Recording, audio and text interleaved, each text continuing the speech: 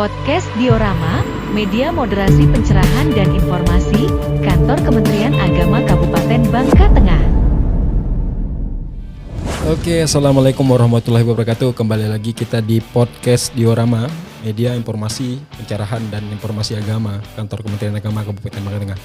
Jadi hari ini podcast yang 4 kali sudah hadir di hadapan kita itu Kepala Seksi Penyelenggaraan Haji dan Umroh Bapak Sukri SAG. Beliau Kepala Seksi Penyelenggaraan Haji dan Umroh. Nah, sebelum kita mulai selanjutnya, kita perkenalan dulu dengan Pak Sukri. Assalamualaikum warahmatullahi wabarakatuh, Pak Sukri. Waalaikumsalam warahmatullahi wabarakatuh. Iya, apa kabar Pak Sukri?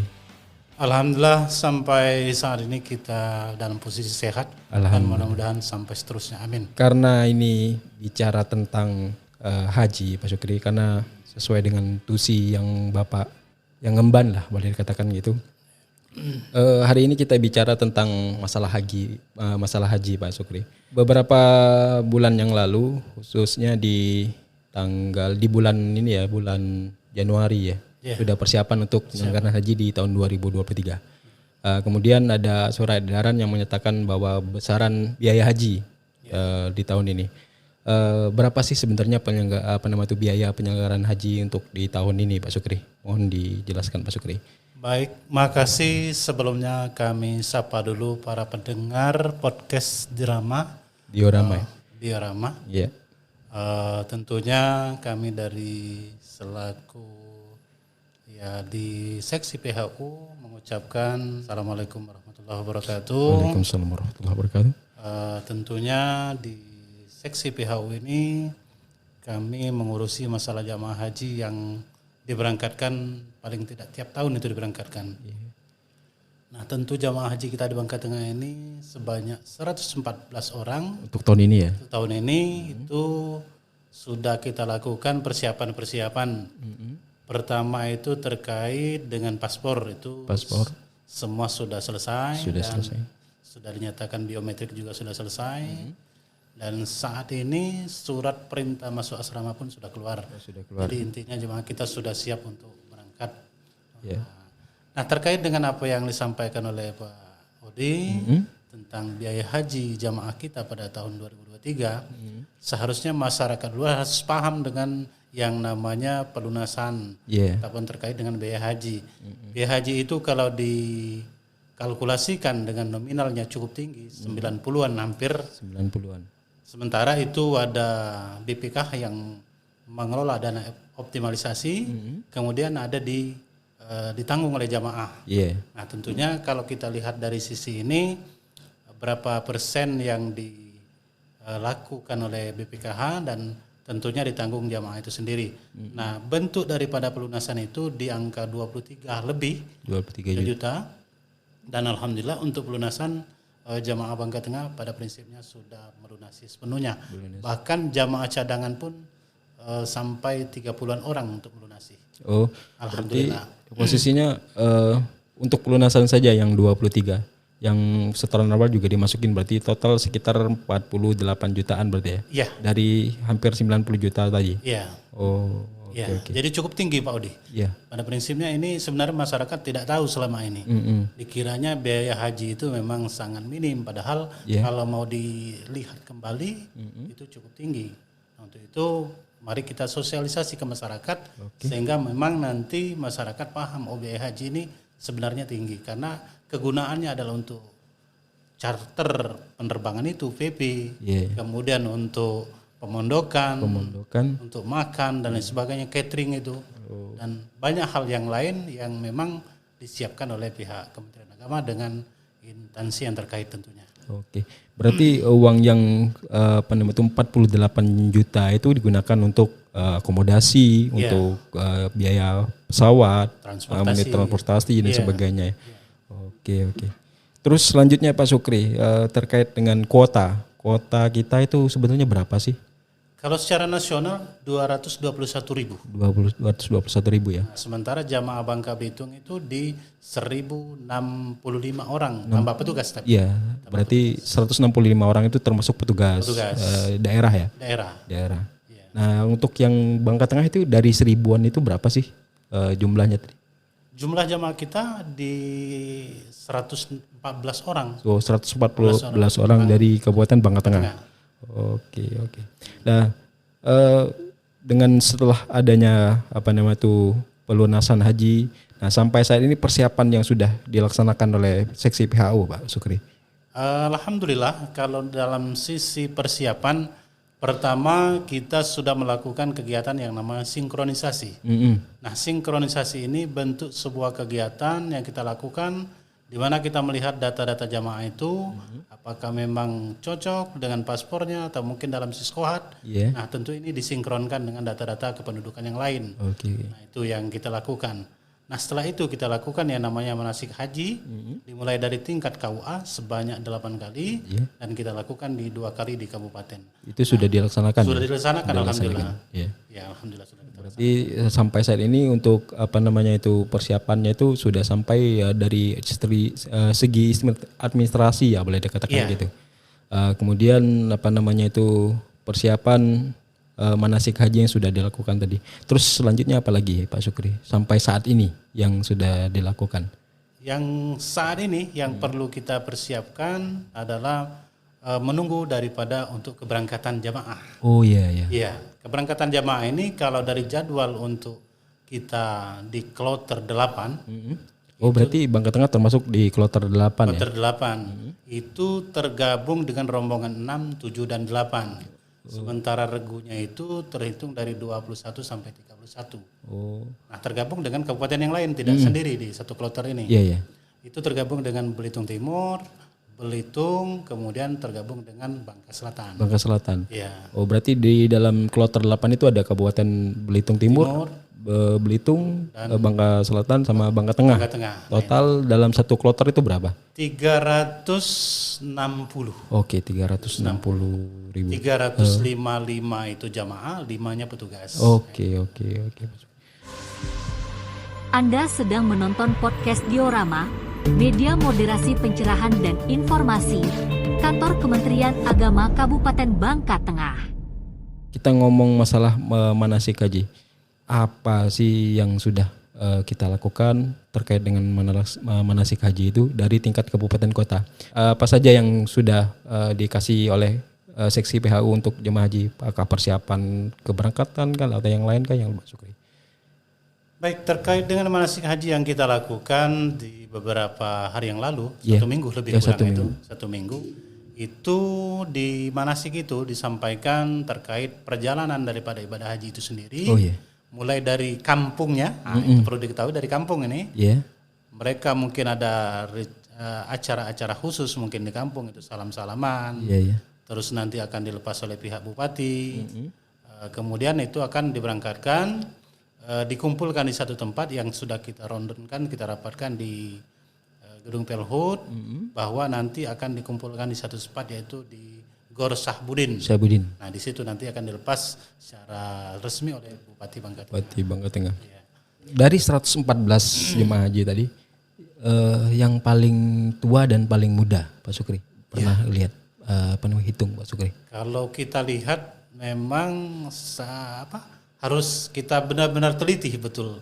Yang namanya jamaah yang tua paling mudah. Nah, kalau untuk kita di Bangka Tengah ini, sepengetahuan data yang kami terima itu di umur 31 tahun, itu yang paling muda. Sementara yang paling tua itu di umur 82 tahun. Nah, itu. Karena gini, kenapa saya bertanya tentang ini? Jadi tahun ini setelah saya lihat itu tagline-nya itu Haji Ramah Lansia, Pak Sukri. Benar. Ya, berarti ada petugas khususkah yang mengakomodir jemaah yang sudah lansia itu, Pak Sukri?